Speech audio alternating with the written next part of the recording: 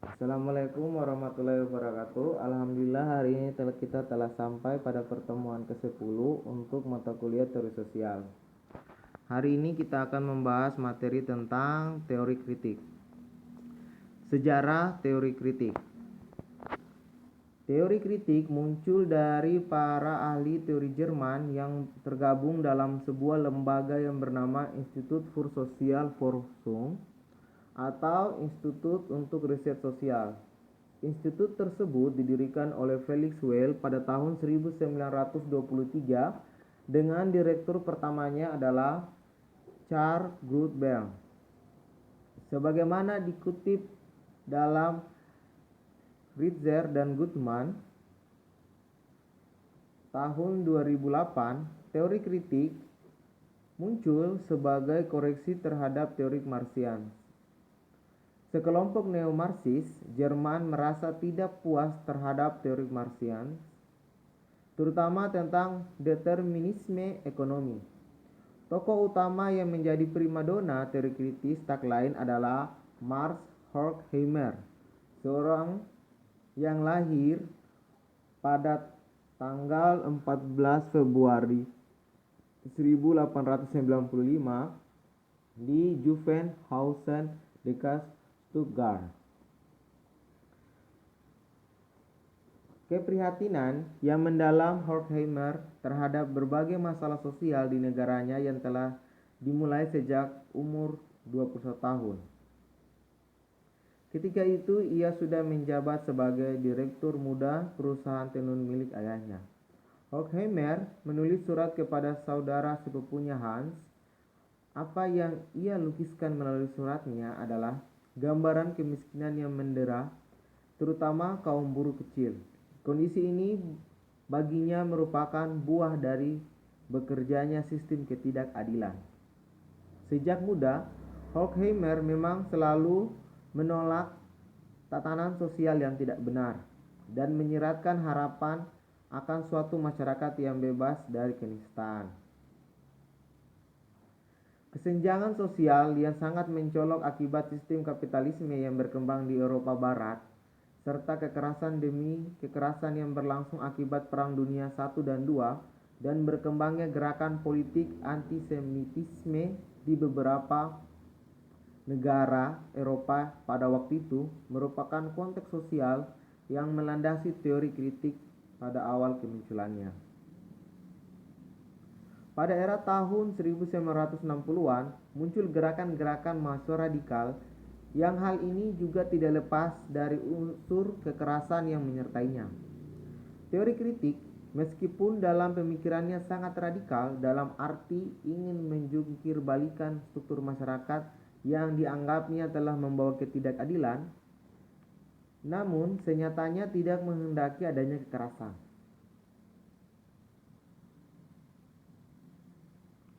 Perjuangan untuk mencapai keadilan tidak harus dengan kekerasan. Pada tingkat ini, teori kritik berbeda dengan Marx. Para ahli yang bergabung dalam Institut für Sozialforschung mempunyai tujuan untuk mengembangkan Marxisme dengan cara yang produktif. Para teori kritik berupaya memurnikan teori materialisme historis yang sudah lama bertahan, sembari berusaha memberikan ruang bagi kemungkinan pemanduan ilmu sosial dengan teori Marxis. Tujuan yang bersifat metodologis menjadi menonjol dilakukan para teori kritik, yakni penggunaan sistematik semua disiplin riset keilmuan sosial demi mengembangkan sebuah teori materialis tentang masyarakat.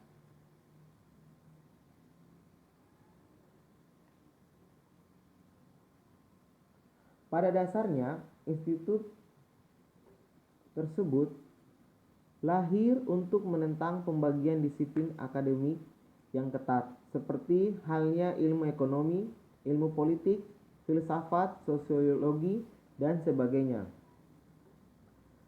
Teori kritik mengklaim bahwa ada problem epistemologis dan metafisik dalam hal abstraksi dari interkoneksi fenomena dunia atau dari pengalaman manusia tentangnya. Berdasarkan pandangan ini, filsafat misalnya, yang memisahkan dari sosiologi dan ekonomi atau ilmu politik yang telah mengesampingkan ekonomi atau kultur dari batas-batas konseptualnya. Teori kritik dengan demikian menabrak batas-batas disipliner yang ada dan membangun disiplin, teori, dan wacana baru yang menghindari ketimpangan pembagian akademis tradisional. Sejak semula, teori kritik menolak menempatkan dirinya dalam domain akademis konvensional. Ia dengan demikian mengaburkan batas-batas antara disiplin keilmuan yang ada dan menekankan interkoneksi antara filsafat, ekonomi, politik, budaya, dan masyarakat. Pada awal kelahirannya, teori kritik ini dikembangkan dengan berbagai studi sosial yang berusaha menggabungkan pendekatan dari berbagai disiplin ilmu, selain berusaha menunjukkan perbedaan antara pengetahuan tradisional dan pengetahuan kritis. Di bawah kepemimpinan Horkheimer yang menjabat sebagai Direktur Institut für Sozialforschung pada tahun 1931, teori kritik mengalami perkembangan pesat.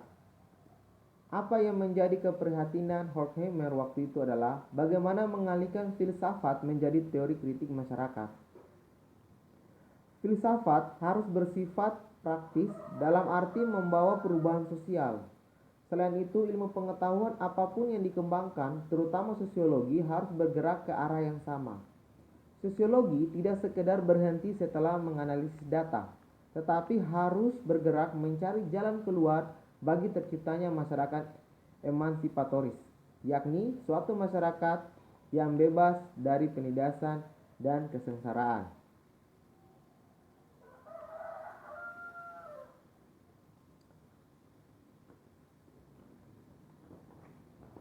Max Horkheimer ketika menjadi direktur institut tersebut pada tahun 1930 bersama dengan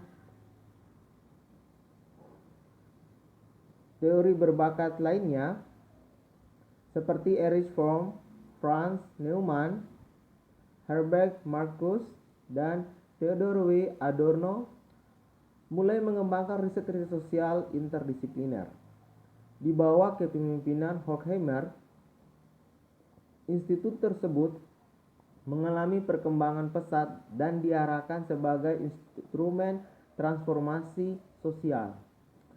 Karya-karya yang lahir dalam masa kepemimpinannya pada umumnya merupakan sintesis antara filsafat dan teori sosial dengan mengombinasikan sosiologi, psikologi, kultural studi, dan ekonomi politik. Riset pertamanya merupakan studi tentang kewenangan, yakni suatu penelitian tentang individu yang tunduk pada kewenangan irasional dalam sistem otoritarian.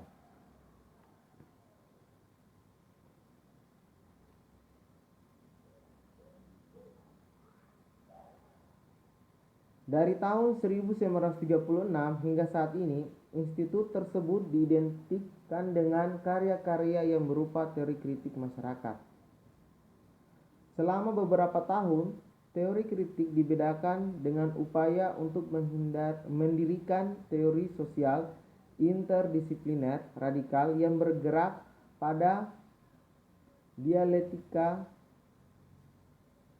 Marxian-Hegelian, historis materialisme, dan kritik ekonomi politik. Beberapa teori di dalamnya berpendapat bahwa konsep-konsep Marx tentang komoditas, uang, nilai, pertukaran, dan fitisme mencirikan bukan hanya hubungan sosial di bawah sistem kapitalisme, melainkan juga hubungan antara manusia dan segala aspek kehidupan yang ditentukan oleh komoditas serta hubungan pertukaran dan nilai-nilai. Teori kritik adalah teori yang lahir dari ketidaksetaraan dalam suatu sistem atau yang disebut sebagai structural inequality. yang inheren di dalam suatu masyarakat, khususnya masyarakat barat di bawah sistem kapitalisme. Teori kritik secara struktur dikatakan sebagai teori kritik karena para teorinya mengkritik status quo dan berbagai bentuk penindasan yang ada di masyarakat. Ada dua aliran utama dari teori kritik, yaitu aliran positivis dan aliran post-positivisme. Teori-teori yang masuk dalam positivis adalah Marxisme, Neo-Marxisme, dan Neo-Gramscianisme. Bahkan ada beberapa ahli yang mengategorikan konstruktivisme sosial sebagai salah satu varian teori kritik dalam aliran positivisme. Sedangkan aliran post-positivisme adalah teori-teori yang bergerak beyond positivis, yaitu teori-teori yang dapat dikategorikan sebagai suprakritikal karena teori-teori ini tidak bergerak sesuai dengan alur yang ada dan tetap dalam paham positivisme yang begitu kental dengan nilai-nilai akurasi yang tinggi, anti-relativitas, konsisten dengan pengetahuan yang telah mapan, dan bersifat parsimonial.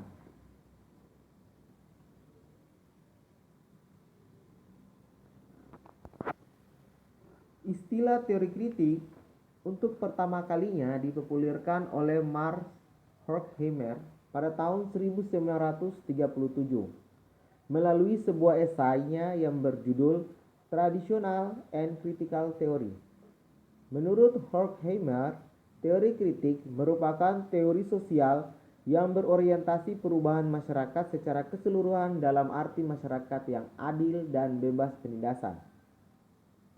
Teori kritik sangat berbeda dengan teori sebelumnya, yang pada umumnya hanya berorientasi pada pendeskripsian, pemahaman, dan penjelasan terhadap fenomena sosial.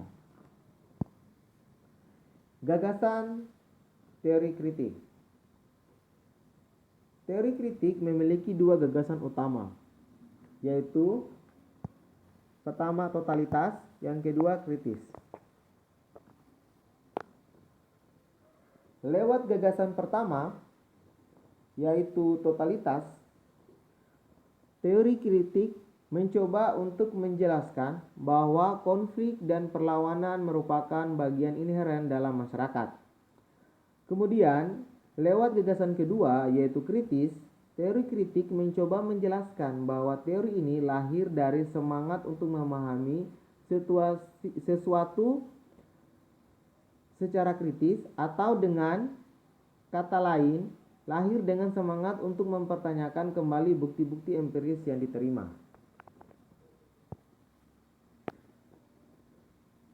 Ada beberapa substansi kritik yang dilontarkan oleh tokoh teori kritik. Yang pertama, kritik terhadap teori Marx. Kemudian yang kedua, kritik terhadap positivisme. Kemudian yang ketiga, kritik terhadap sosiologi. Kemudian yang keempat, kritik terhadap masyarakat modern. Dan yang terakhir, kritik terhadap kultur. Yang pertama, kritik terhadap teori Marx.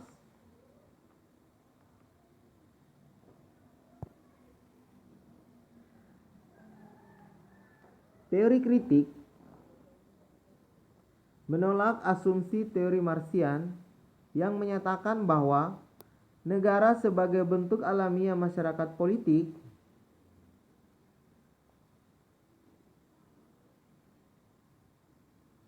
keberadaan negara dengan demikian merupakan sebuah realitas yang universal dan alamiah.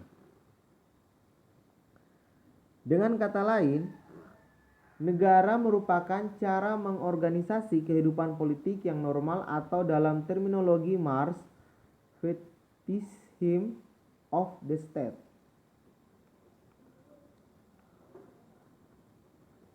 Para teoretikus kritik berusaha menunjukkan bahwa pemahaman mengenai negara seperti itu menimbulkan masalah-masalah etis yang sangat menghambat pencapaian kebebasan, keadilan, dan kesederajatan. Organisasi kehidupan politik dalam bentuk negara modern menghasilkan dua kategori manusia, yaitu manusia dan warga negara. Dalam bukunya Man and Man and Citizen in the Theory of International Relations pada tahun 1990 secara sistematis menunjukkan bagaimana status kewarganegaraan menimbulkan implikasi etis yang sangat besar bagi seorang individu dibandingkan dengan statusnya sebagai manusia. Warga negara adalah anggota dari sebuah negara tertentu dan sebagai konsekuensi keanggotaannya memiliki hak-hak istimewa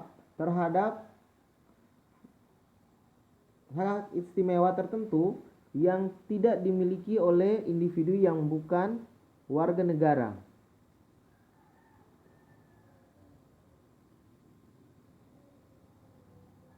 Dengan kata lain, kategori sebagai warga negara memiliki nilai yang lebih besar daripada kategori sebagai bagian dari umat manusia. Teori kritik juga mengkritik teori Marx tentang perkembangan sejarah peradaban manusia. Menurut Pollock dan Horkheimer, peradaban manusia tidak berakhir pada bentuk komunisme negara tetapi pada bentuk kapitalisme negara. Sebagai bentuk perkembangan terakhir kapitalisme negara memiliki perbedaan dengan kapitalisme liberal atau privat kapitalisme. Kapitalisme negara mempunyai beberapa ciri-ciri menurut Walter pada tahun 1994. Yang pertama, negara mengganti pasar dalam hal koordinasi, produksi, dan distribusi komoditas dengan rencana terpusat yang mempunyai tujuan ekonomi dan berlangsung dalam jangka waktu yang lama. 2. Harga diatur oleh negara dalam hubungannya dengan rencana terpusat. 3. Keinginan untuk memperoleh keuntungan sebagai motivator ekonomi hilang. Negara menentukan siapa yang dapat dan siapa yang tidak dapat keuntungan. Kemudian yang keempat, proses produksi dikendalikan dengan prinsip-prinsip manajemen ilmiah. Dengan demikian, buruh atau pekerja tidak terlibat dalam pembuatan keputusan, melainkan hanya sebagai pelaksana keputusan dalam suatu cara yang paling efisien. Kelima, perencanaan dijalankan dengan komando dan paksaan negara. Keenam, negara menjadi instrumen dalam menyatukan elit politik manajer senior, kelas atas, birokrasi pemerintah, militer, pemimpin partai, dan aparatur negara.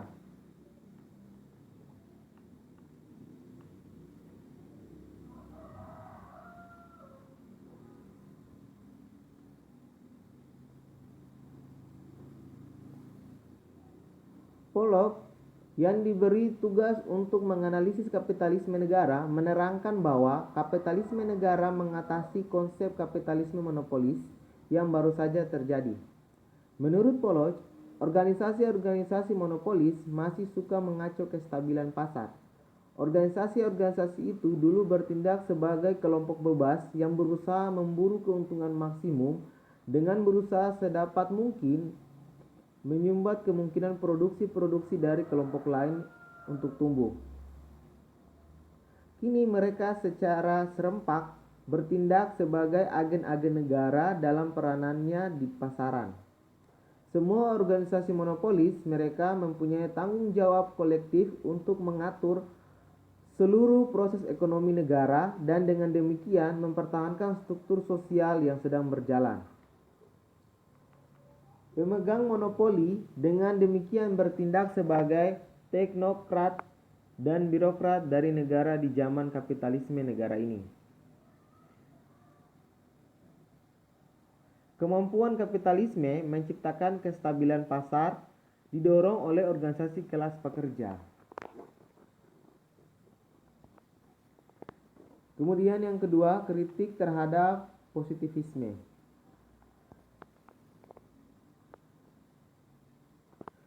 Teori kritik berpandangan bahwa ilmu sosial positif yang berkembang di berbagai belahan dunia hanya menekankan pada penjelasan pengetahuan dasar-dasar metodologi dan epistemologinya. Ilmu-ilmu sosial kontemporer dengan demikian tidak lebih dari dominasi metodologi dan epistemologi. Ilmu-ilmu sosial hanya berkutat pada penjelasan dan pembuktian teoritis. Akan tetapi di lain pihak telah melupakan dimensi aksiologi ilmu itu sendiri, yakni untuk membebaskan manusia dari berbagai kondisi yang tidak menguntungkan. Keyakinan dasar dari paradigma positivisme berakar pada paham ontologi realisme yang menyatakan bahwa realitas berada dalam kenyataan dan berjalan sesuai dengan hukum alam. Penelitian berupaya mengungkapkan kebenaran realitas yang ada dan bagaimana realitas tersebut senyatanya berjalan.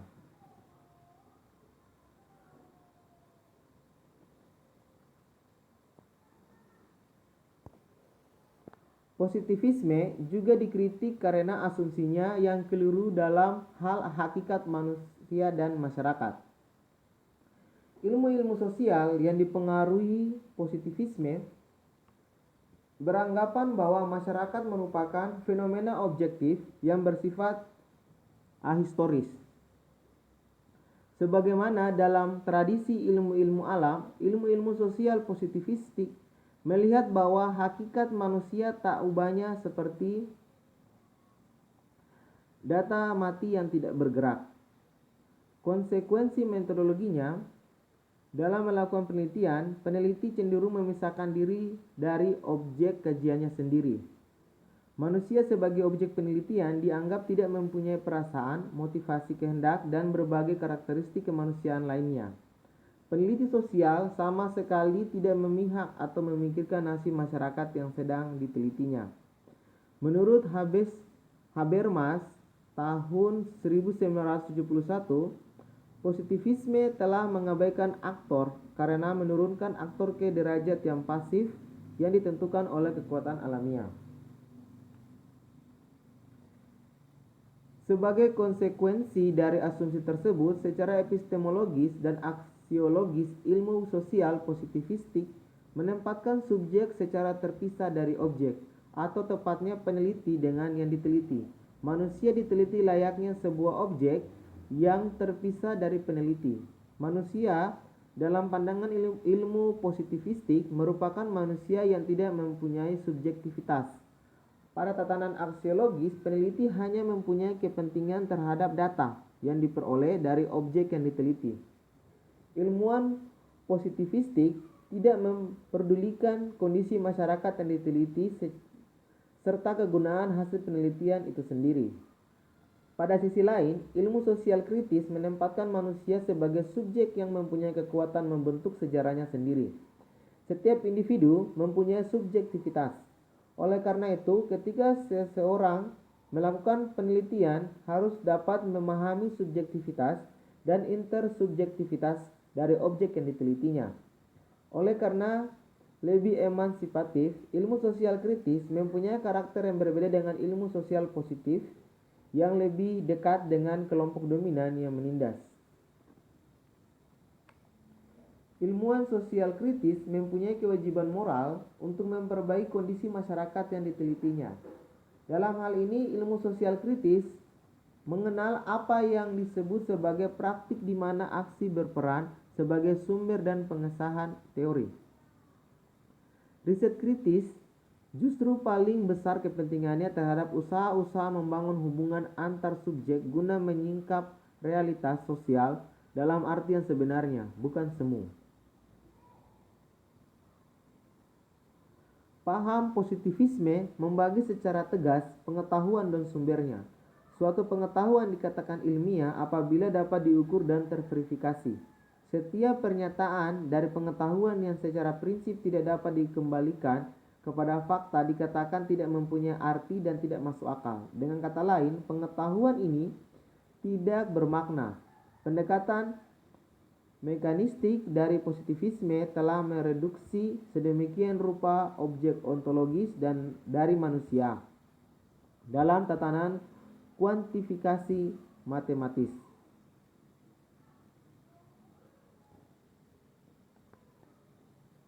Kemudian yang ketiga, kritik terhadap sosiologi.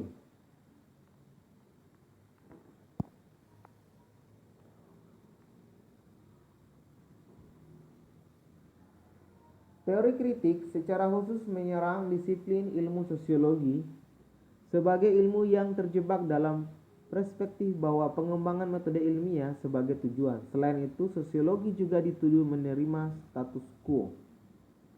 Teori kritik berpandangan bahwa sosiologi tidak serius mengkritik masyarakat, tidak berusaha merombak struktur sosial masa kini. Menurut aliran kritik, sosiologi telah melepaskan kewajibannya untuk membantu rakyat yang ditindas oleh masyarakat masa kini. Sosiologi sejak kelahirannya pada kenyataannya sangat dipengaruhi oleh aliran positivisme yang merupakan paham yang dikembangkan oleh para The Founding Father. Aliran ini telah menemui jalan buntu bagi pengembangan ilmu maupun kemanusiaan. Hal ini disebabkan oleh penelitian-penelitian yang dilakukan hanya sebatas menguji teori-teori yang sudah ada berdasarkan fakta empirik yang ditemukan di lapangan. Analisis yang dilakukan kebanyakan menggunakan pendekatan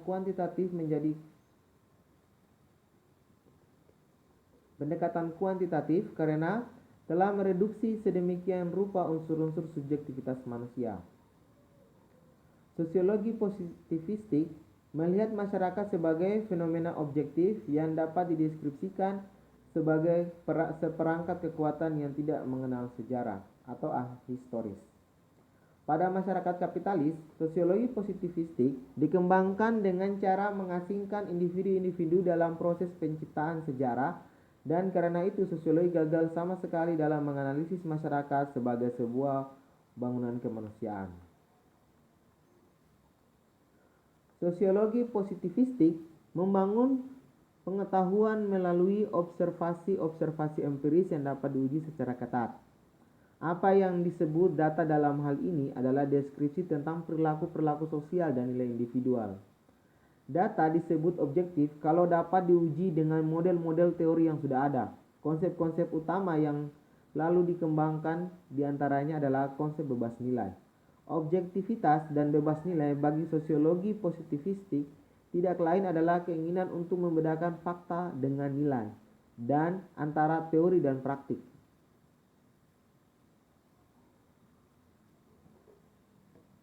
Kemudian yang keempat, kritik terhadap masyarakat modern.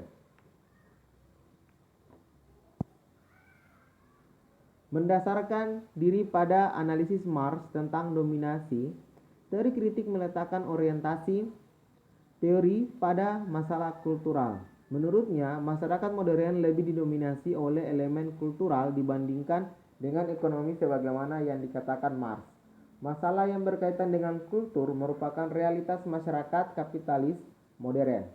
Teori kritik yakin bahwa penindasan yang terjadi pada masyarakat modern adalah penindasan kultural atas individu dalam masyarakat. Teori kritik melihat bahwa masyarakat modern merupakan masyarakat yang irasional. Dalam masyarakat seperti ini, produksi sebenarnya tidak diciptakan untuk memenuhi kebutuhan manusia, melainkan kebutuhan manusia yang diciptakan dimanipulasikan demi produksi. Teori kritik berusaha membuka tabir irasional ini dan berharap apabila berhasil akan dapat membebaskan manusia pada kemanusiaan yang sebenarnya. Sementara itu, teori budaya digagas oleh Horkheimer merupakan titik tolak kritik terhadap fungsionalisme Marxisme yang selama ini tertutup bagi analis tentang masyarakat kontemporer. Dalam teori tersebut, subjek-subjek yang tersosialisasikan bukannya pasif menerima proses pengendalian anonim, melainkan aktif berpartisipasi dengan upaya interpretatif mereka sendiri di dalam proses kompleks integrasi sosial.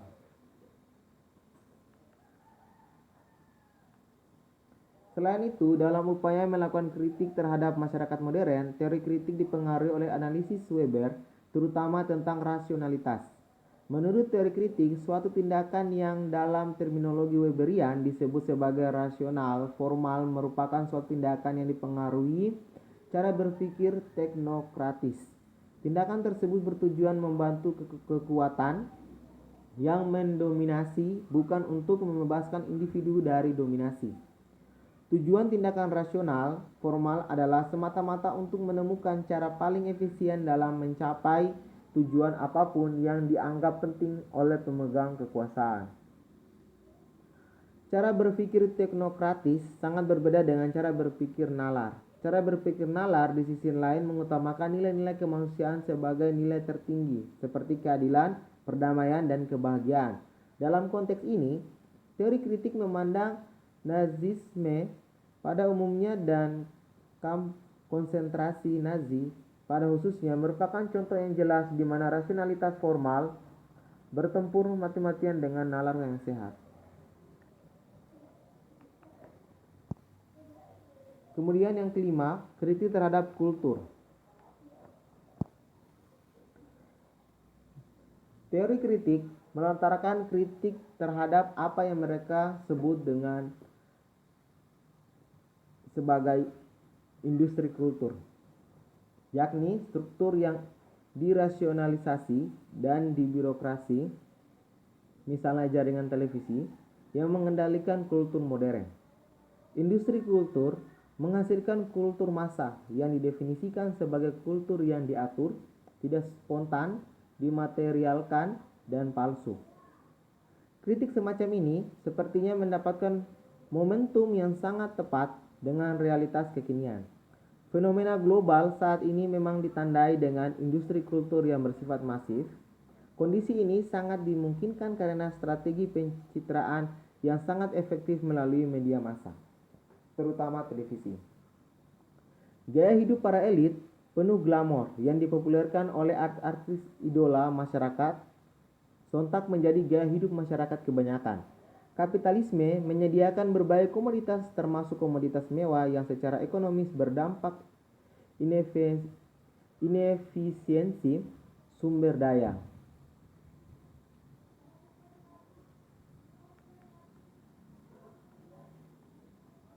Wujud yang paling nyata dari konsekuensi budaya masa tersebut adalah tumbuhnya budaya konsumerisme di kalangan masyarakat.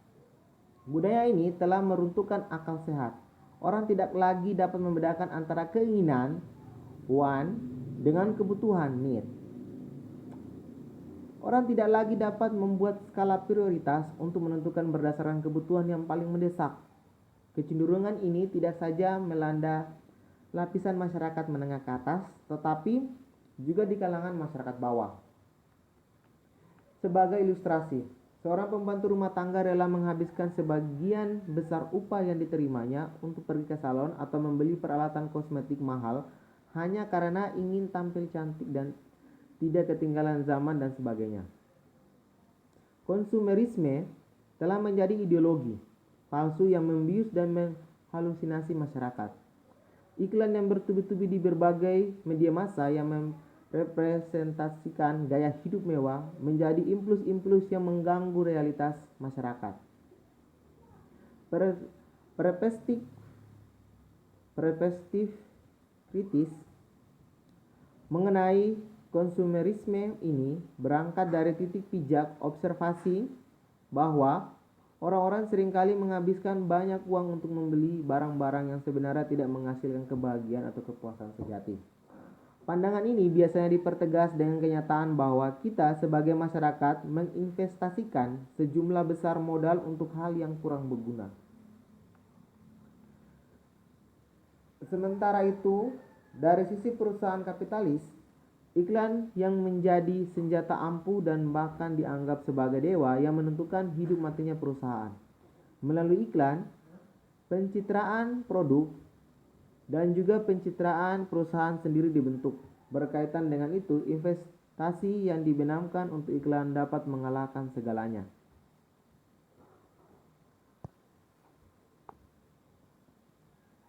Kritik terhadap teori kritik. Ada beberapa kritikan terhadap teori kritik yang disebutkan oleh para ahli. Yang pertama, oleh Suseno pada tahun 1995.